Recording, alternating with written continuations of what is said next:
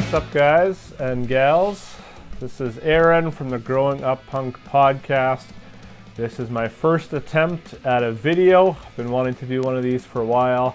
I hope you've enjoyed the ones David has put up, and cool to kind of see some of his record collection. So that's what I want to do today with you guys, is share a bit of mine as well. However, I'm going to be going through CDs versus vinyl. So I'm still a CD collector. I've always collected CDs. I love CDs still. And recently a friend of mine gave me his CD collection, which I was super excited about. I knew there was going to be a lot of good ones in there. Lots of them I had already, but now I have a second copy that I can keep in my van or just take around to listen to. And so I wanted to share some of those with you today and just kind of touch on each one, why it's been important to me, why I love listening to these albums. So here we go. First one is from a band called All Wound Up.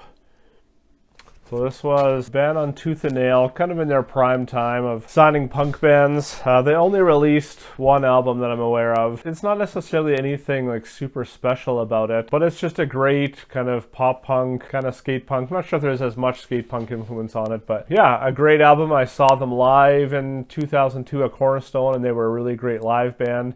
And so it's cool to have this record now. The next one is a band called Autopilot Off.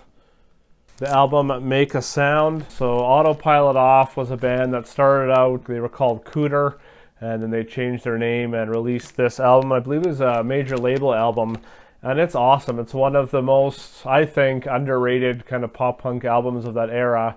So we did an interview with their bass player, I believe, Rob, and so he shared a bunch of in-depth stories about the making of that album and touring and lots of really cool stuff in there. So if you're interested to hear more about Autopilot Off, definitely go and check out that episode on the podcast. The next one is one of my favorites, Craig's Brother, Homecoming. This album came out over 20 years ago, and it's one that I listen to multiple times every year since it came out. It's my favorite album of theirs. It's kind of the one I think that kind of probably gained them the most fans or a wider audience. Their change shifted, or the change in sound shifted a bit after this album as well, some members, and but they do have some great records after that. But Homecoming is just an album that's just really special to me. Every time I listen to it, it takes me back to when I first got into it. I still love the music and the lyrics and production of it so much. So if you're a fan of bands like Lagwagon, definitely go check out Homecoming by Craig's Brother. The next two are another favorite of mine, Dogwood. So the albums More Than Conquerors and Building a Better Me. They're my two favorite Dogwood albums. We talk about these and the rest of their discography on an interview with Josh, their singer. So if you are a Dogwood fan and haven't listened to that episode, go check that out. We go through the whole history of the band, and there's lots of great stuff in there. These two albums are just awesome. To me, they have a unique sound of their own, not necessarily super different from their peers at the time, but to me, when these albums came out, they stood out on their own and kind of had enough of their own sound, vocally, musically, lyrically. If you are a fan of punk rock, skate punk from that area, go check out those albums by Dogwood. The next two are from a little bit different, Dashboard, Confessional. So the albums The Places You've Come to Fear the Most and A Mark, A Mission, A Brand, A Scar. These are albums that were super influential on many people on our scene. Not necessarily my favorite, well, I guess not favorite albums, but favorite artist. I mean, I love Dashboard. I guess maybe not albums I go to all the time, but when they're on, they're awesome. They're great just to throw on, in the background or on a road trip or cleaning the house or something. I'm sure all you watching are aware of Dashboard Confessional, so I don't need to talk about them anymore. The next one is a band called the Dingies. They released 3 albums, I believe, on Tooth and Nail. They were a band that mixed punk, ska, and reggae, or actually not mixed. They kept the genres separate, but they had songs that had all of those elements to their music. And every time they did, a punk or a ska or a reggae song, they're all awesome. The punk ones are super energetic and catchy and upbeat. The ska ones are, similar, and the reggae ones are, at least for someone who doesn't listen to a lot of reggae, are really great reggae songs. So if you like listening to albums that kind of mix those styles a bit, then I would definitely recommend checking that out. The next is another favorite of ours on the podcast, Face to Face, and their first live record. I got this album kind of before a lot of the other Face to Face albums, and so this was kind of my first introduction to the band, and I've loved them ever since. You know, there's a few albums in there that came out later on that I wasn't into as much, but still a great band, so much to offer. Go check out Face to Face, we love them. This next one here is Goaty Hook, Banana Man. For those that are familiar with it, you'll know kind of what they're about. For those that aren't, they were kind of similar a bit to like a Blink-182, just, you know, a lot of their songs were humorous, lyrically humorous. We did talk about them on the podcast as well, and one of the main things with them is they never had an album that was really well produced, and that definitely kind of played against them to, I think, maybe getting some more exposure. But when that album came out, it was huge for me. The next are two from another band you should all know, Jimmy Eat World, Bleed American, and the album Futures. Those are two of my favorite albums of theirs. Not much explained to do with Jimmy Eat World. They're amazing songwriters. Definitely probably the most, maybe besides Dashboard, one of the most mainstream albums or bands, artists that I have in these CDs. And I love going back to those albums. They come on all the time. I never get sick of them. The next is 4 albums from MXPX. So we have Life in General, Slowly Going the Way of the Buffalo, Before Everything and After,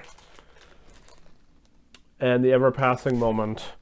So 3 of those are 3 of my favorite MXPX records. We've talked about a few of these on the show. We've talked about MXPX a ton. Super influential on myself and David, one of the main reasons why I got into music and punk and tattoos and all that kind of stuff in the first place. And so, yeah, we've got a lot of love for MXPX, and we will continue sharing about that love on the show. Next is another very influential one, New Found Glory, self-titled. This was probably one of my first introductions to the band. It's their first kind of major label and major release. A lot of their fans come from that era. That's when people found them and fell in love with them.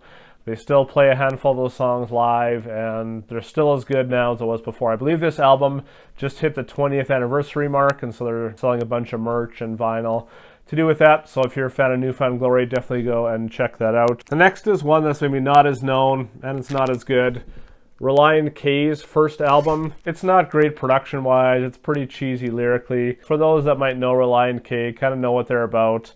And they released some really cool albums later on. You know, they definitely progressed their sound and their lyrics and their production. They gained a lot of exposure, a few albums after that. So if you like fun pop punk, go check out Reliant K. The next is 2 albums by Sidewalk Slam. So we got Past Remains and Give Back. Sidewalk Slam, if you're not aware of, was a really poppy skate punk band on Tooth and Nail. They released 3 albums before changing their name to Run Kid Run and kind of exploring more of the pop rock side of things, while still with punk rock undertones in there. Sidewalk Slam was awesome. They're really fun albums you can just put on whether you're going for a drive or going for a skateboard or a bike ride or just around the house. Great albums. The last few here are from one of my favorites from this era and still to this day, who we've talked a lot about, and that is Slick Shoes.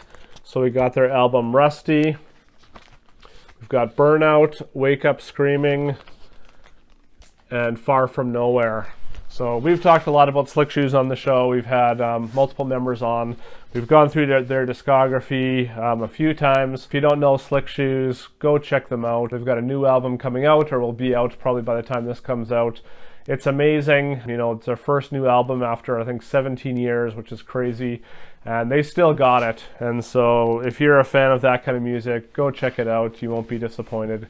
I've got a few last ones here that I'll just touch briefly on. So one was Value Pack, self-titled. This was their first album on Tooth and Nail. And again, it's definitely lacking in production, and the lyrics are a little cheesy at times, but it was just one of those albums that stood out when it came out. Similar to bands like Green Day and MXPX. It had that simple formula for punk rock, but they had a catchiness to it. And the album that followed after this is actually my favorite of theirs, Jalapeno, and lots of great songs on there. So this one we've talked about on the show, Blink-182, Dude Ranch. Yeah, we've said lots about our love for this album and this band. Obviously, if you're a fan of punk of any kind, you're aware of that band. And then I've got a few here kind of more on the lighter rock side. So we've got the Weaker Thans, Reconstruction Site, and Too Bad Eugene's Moonlighting. So these are both, like I said, on the softer side.